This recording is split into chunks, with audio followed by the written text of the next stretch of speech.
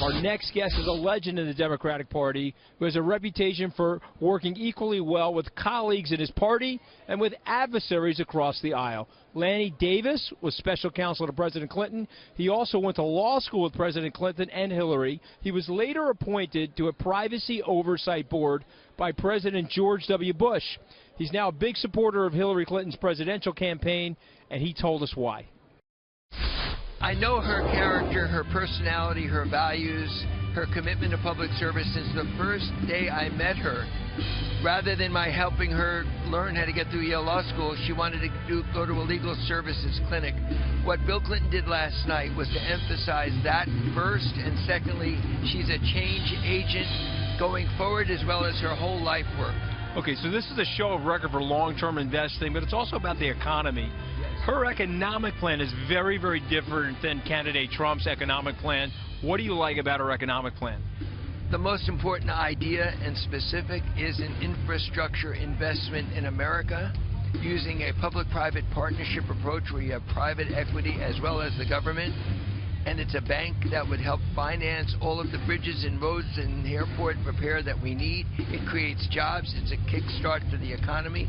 But it shows her attitude is that it's public-private partnerships. Okay, and you know, we've worked, I mean, I just fully disclose I am a Trump supporter, and we did work on that for Mr. Trump as well. They diverge a little on taxes, though. Don't we agree on that? So sure. Why do you think her tax plan is better for the country? And by the way, I respect Mr. Trump's focus on jobs. Mostly it's about his own business creation. I haven't heard specifics about what he would do as president, but on taxes there's a big difference. You're right. She opposes, the way other Republicans favor, giving wealthy Americans tax benefits, which adds to our deficit. Experts at the Congressional Budget Office have estimated that Mr. Trump would add $3 to $6 trillion to our national debt.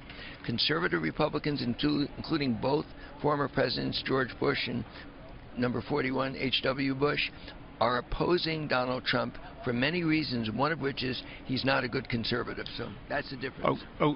Okay. I don't want to debate Mr. Trump's tax plan. Obviously, I'm in disagreement on that, and I've seen those numbers. But I want to talk more specifically about her plan. What do you like about her plan? So she would give relief to the middle class and have it financed so we don't add to our national debt by increasing taxes on what we would call the top 1%. But I do think that Bill Clinton showed he could inherit a deficit and leave with a surplus. He was a fiscally responsible Democrat.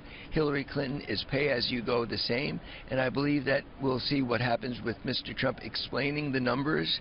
If I'm wrong, then I'm open to correction as to why his plan wouldn't add to the national debt. The good news for you, this is my show, and since I'm a Trump supporter, I got to let you go here and keep talking. So let me respect you. I respect your views, and I want to have an honest discourse of ideas.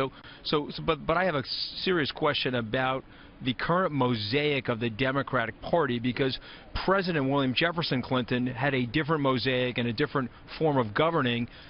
This party is very different. It seems divided here. Maybe it isn't. You'll tell me it isn't. But how is she going to govern with this mosaic of a construction on the Democratic side?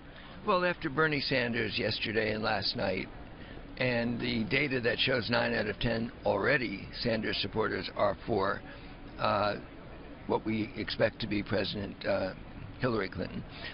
This is the most unified I've seen the Democratic Party in a long time. When 2008 occurred, most of us, including me, were very slow in supporting then the nominee, Barack Obama. I came around. See, if I was Sean Hannity, so you had good judgment back then. But I'm not Sean Hannity. I came around. I supported him. I worked for him. I'm proud to say in his re-election campaign I helped raise money for him. But where we are today compared to back in 2008 and in previous years, this is a united Democratic Party. We don't have leaders, former presidents, opposing Hillary Clinton. We have our leadership and our grassroots supporting her. Okay, so you mentioned something our viewers may not be familiar with called the pay-as-you-go, and that was legislation that was put in by George Herbert Walker Bush, and that was adhered to by William Jefferson Clinton. And all that basically means is when you're going to raise social services, you have to concomitantly raise taxes. If you're going to cut taxes, then you also have to find a cut in the budget. Or, by the way, Democrats supported pay-as-you-go as well, and it was a bipartisan effort in Congress. Oh, yeah, but it was signed by George Herbert Walker Bush. And he deserves credit for that. What you have to do is either raise taxes or find the money elsewhere. So she's going back to pay-as-you-go. She is not only going back, she's always been in favor. If you look at her proposals in this campaign, she always tells you where is she getting the money from, and so far it hasn't been from raising taxes. It's been cutting spending in places where we can divert that money and help give the middle class a break on taxes.